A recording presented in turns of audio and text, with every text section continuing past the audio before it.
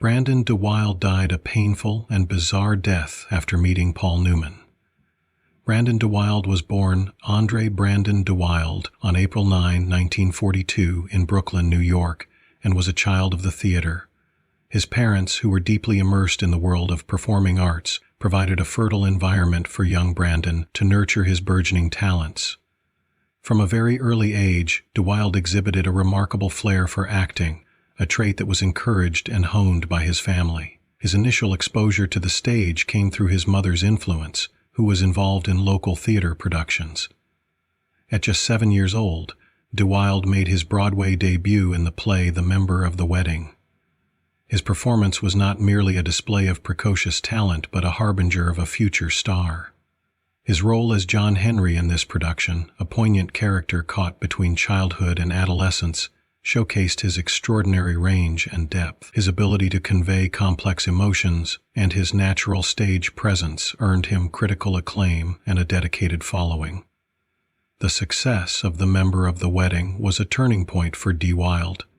For 492 performances, he became a national sensation. The role cemented his place in the annals of theater history and earned him a Donaldson Award for Best Juvenile Actor in 1950. This accolade made DeWilde the youngest actor ever to receive the prestigious award, a testament to his exceptional talent and the promise of a stellar career ahead.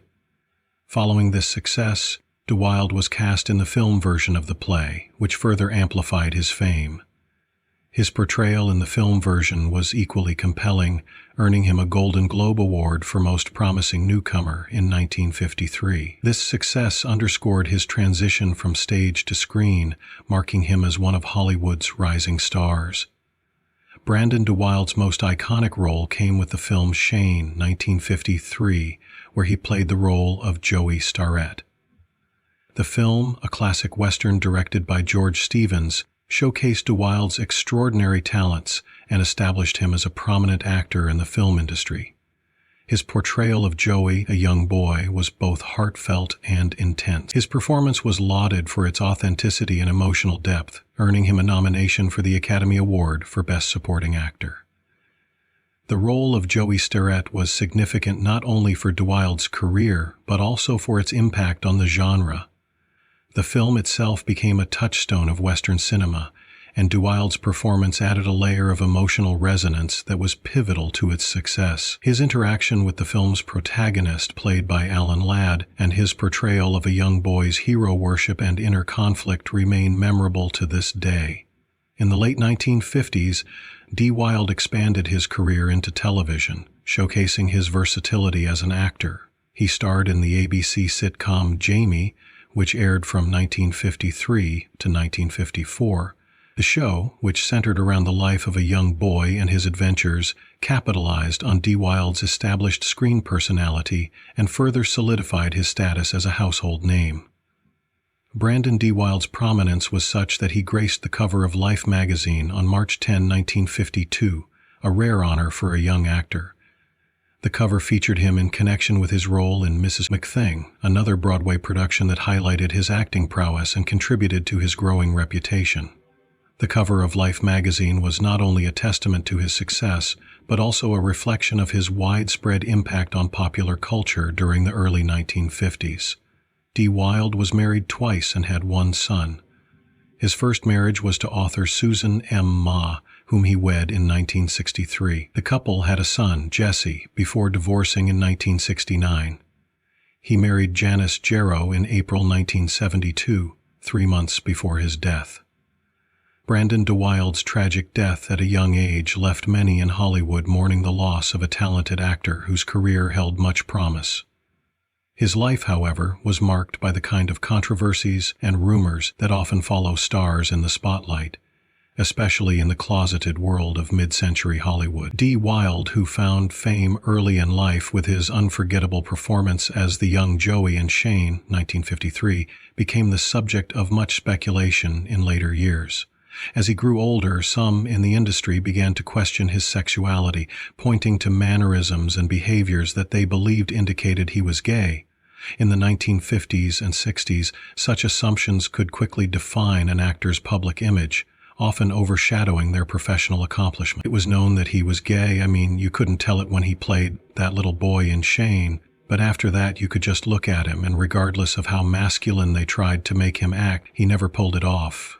Though his early roles in films like The Member of the Wedding, 1952, and the TV show Jamie showed DeWilde's acting chops and established him as a child star, transitioning into adult roles was challenging. Many claimed that, despite his best efforts to present himself as a traditionally masculine figure, he struggled to shed his boyish image and convince audiences that he was leading man material. This difficulty in projecting a conventional male persona might have fueled speculation about his personal life, particularly his sexual orientation. The Hollywood rumor mill often exaggerated such perceptions, conflating an actor's public image with their private life. Adding to the intrigue surrounding DeWilde's life was his alleged association with Paul Newman, one of Hollywood's most iconic stars. Newman, known for his striking good looks and undeniable screen presence, was rumored to have had relationships with both women and men, despite his long-standing marriage to Joanne Woodward. It was a well-known secret in Hollywood that Newman had dalliances with fellow actors, including James Dean and Marlon Brando, both of whom had their own complicated relationships with sexuality. While Newman himself never publicly confirmed these rumors, the whispers of his bisexuality persisted for decades. Brandon DeWilde's connection to Newman, however, was far more ambiguous. Though some may suggest that DeWilde, as a younger and perhaps less experienced actor, could have been drawn to a figure like Newman, it is unlikely that DeWilde seduced the Hollywood legend. The more plausible scenario, as many have speculated, is that Newman, a charismatic and powerful figure in the industry, may have initiated any potential relationship. DeWilde, whose boyish charm and vulnerability made him an appealing figure in the eyes of many, might have been swept up in the allure of such a figure. But like so many fleeting relationships in Hollywood, if there was something between them, it was likely nothing more than a brief encounter, a passing ship in the night, as some might say. Paul Newman, after years of meeting Brandon DeWilde in secret, publicly met Brandon DeWilde in April 1972 when he married his second wife, Janice Jarrow, 3 months before his death. Paul Newman is said to have advised Brandon to quit stimulants, such as alcohol and drugs, in stark contrast to Brandon's apathetic disregard for his body. DeWilde's struggles didn't end with rumors about his personal life. Like many actors of his era, he faced internal conflicts about his identity, exacerbated by the pressures of Hollywood's unforgiving nature. The entertainment industry was not kind to those who did not conform to its rigid standards of masculinity and heterosexuality. Many stars who were rumored or confirmed to be gay or bisexual lived double lives, hiding their true selves while trying to maintain their careers. This internal turmoil, combined with the temptations of alcohol and drugs, led to DeWilde's eventual downfall.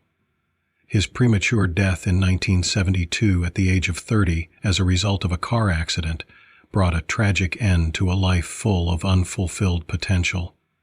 Paul Newman, meanwhile, remained a towering figure in Hollywood long after DeWilde's death.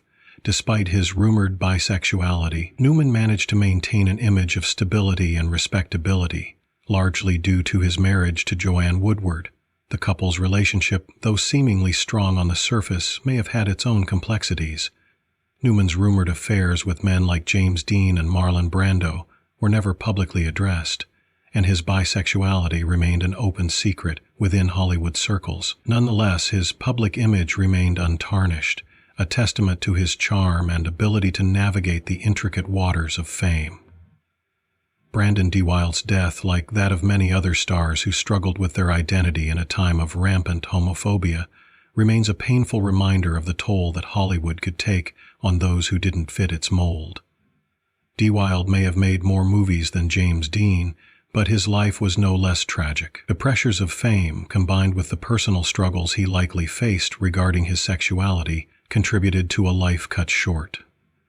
Despite his brief career, DeWilde left behind a legacy of memorable performances, and his contributions to film should not be overshadowed by rumors and speculation. Despite his early success and promising career, Brandon DeWilde's life was tragically cut short. On July 6, 1972, DeWilde died in a car accident at the age of 38. His death was a significant loss to the entertainment industry and his many fans. The short but impactful career he had was marked by a series of memorable performances that demonstrated his remarkable talent and versatility as an actor. Brandon DeWilde's legacy is remembered through his contributions to theater, film, and television.